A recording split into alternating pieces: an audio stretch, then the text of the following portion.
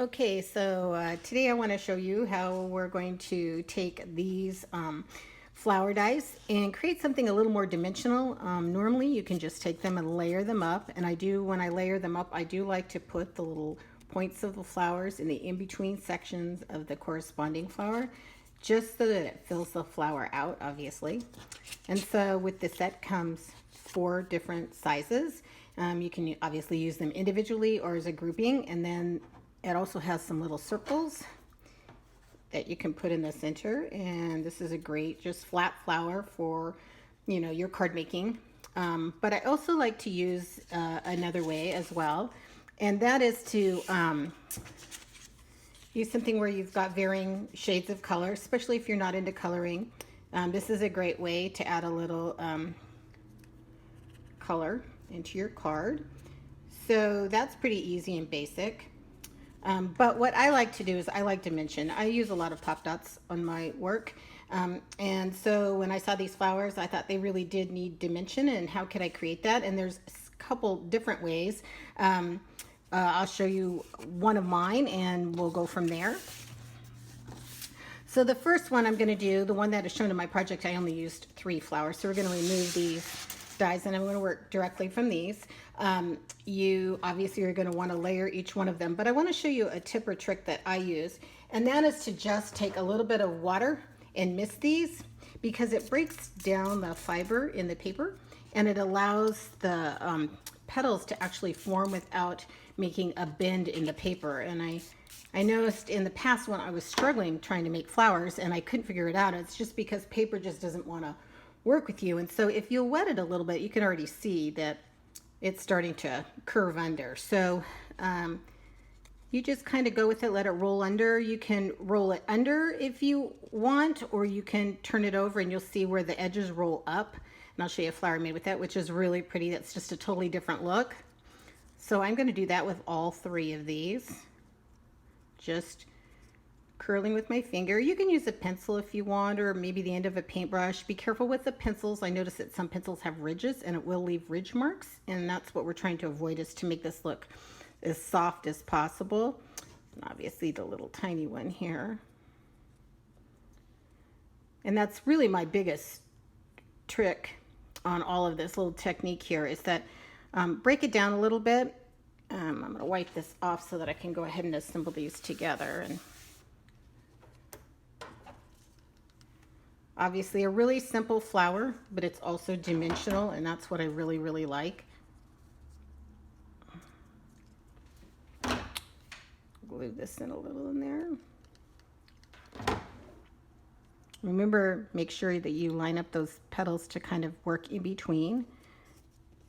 And then again, you can take your little center. I'm going to show you on my next flower, I use a little different center, but I use the center that comes with the flowers and put that right in there. You've got this beautiful, simple flower. Now you can also change this flower up. You can add some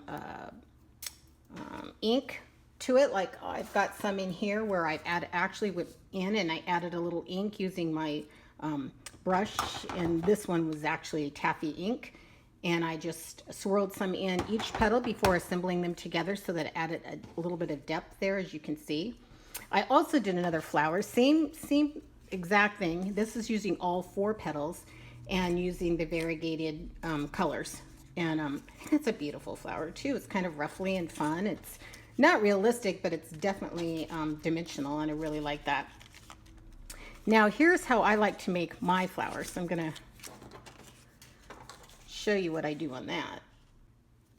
So here's my 3 again. Now to get extra dimension on it, I like to take my flowers and I like to cut the petals in. And I like to pretend that there's like a little center in there and just go in. This looks like about a ½ inch on the little one, and snip all the way in. This allows me to bring those petals in even tighter and make more of like a cup shape. So that's what I'm going to do all the way around on all 3 of these. Obviously, if you wanted to use the 4th one, you could do that as well.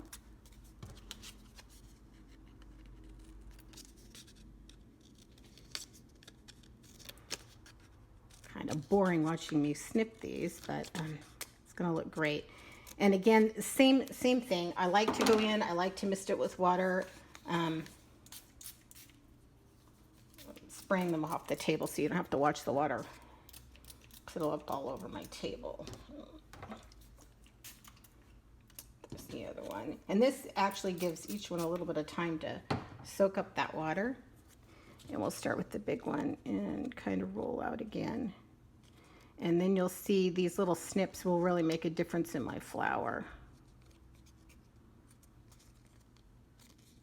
I can actually pull them up and bring that in. In fact, on this one, I'm going to go ahead and pull them all up so that they have a little defining mark on there, and then roll back.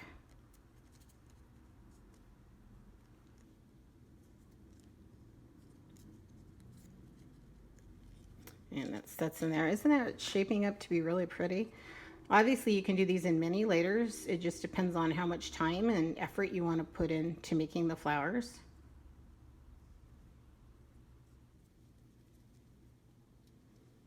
And this one, actually, if you wanted to, you could pull it in even tighter so it looks like the flower's still opening. So I'm going to go ahead and glue those in. And I want to show you something fun that I did with these with a leaf, because a leaf doesn't come with a set, but it's absolutely needed for me. I'm a wedding florist on the side, and so I'm really into flowers. I like to make them look somewhat realistic. So obviously it's still a little damp, so we're going to let that form. But I wanted to show you what I use for leaves. So here's my leaf, and it is actually, I cut it from this die here, obviously, and I just snip off a couple pieces. So this is going to make several leaves for your flowers. And you can cut them individually, or you can do them in groupings. I'm doing 2 here. And then you can go in and use I'm using the green apple ink and adding just a little bit of color onto my leaves, just to give them a little bit of a dimensional effect and a little bit of depth.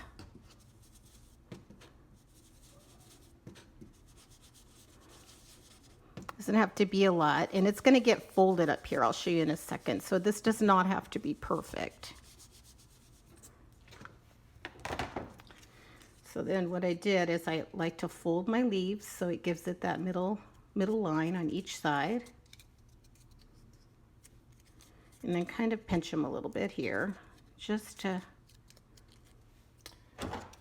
heighten them a little bit. And then I'm just going to attach the glue there and put it to the back of my flower. And make sure you turn that a little bit so your leaf actually shows. And now for my center, because that's all I'm missing now, is I use just a little tiny strip of paper. I use yellow because I want my stamen to be yellow. Let's wipe this off. And you have the option. You can use scissors and cut these in little tiny strips, or you can use, I have these 5-bladed scissors. It makes it go so much faster. And that's what I'm going to use on mine.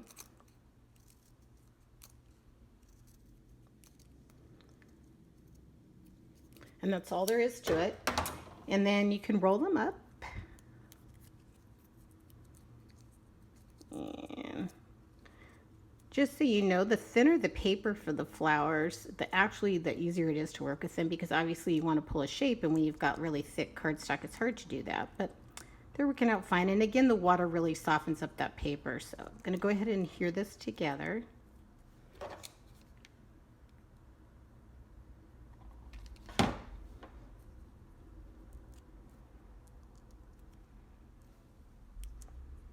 And then you can see how my centers form. Now, real stamen actually have several little colors. And if you notice in a lot of flowers, they're like a darker color. So I'm going to set that there for a second.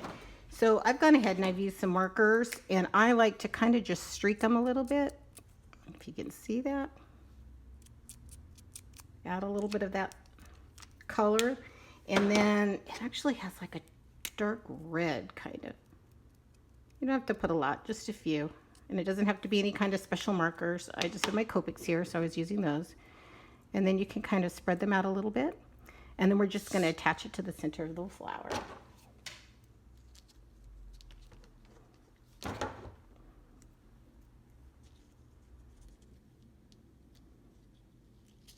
So there you go. Isn't that beautiful? I just think it's super pretty, and I love the dimension. Again, it's still drying. It's still a little bit damp, but there's that. So now I'm going to show you all of our flowers put together. Here's the one that I just made. And then here's our ruffly flower. Here's one I made from before. It's actually just a double of that one. Here's one where I've actually colored the inside of the petals before I snip them and put them together. And then this is probably my favorite because I've colored just white paper and with yellow reactive ink, the lemon drop, and then a little bit of pink taffy on the edges, and put that all together. I used a lot of petals, which you can do, and that just adds a little bit of height to it as well. And then we just have our little simple one that we started off in the beginning, which is fine too. So there you go, a variety of flowers from your garden.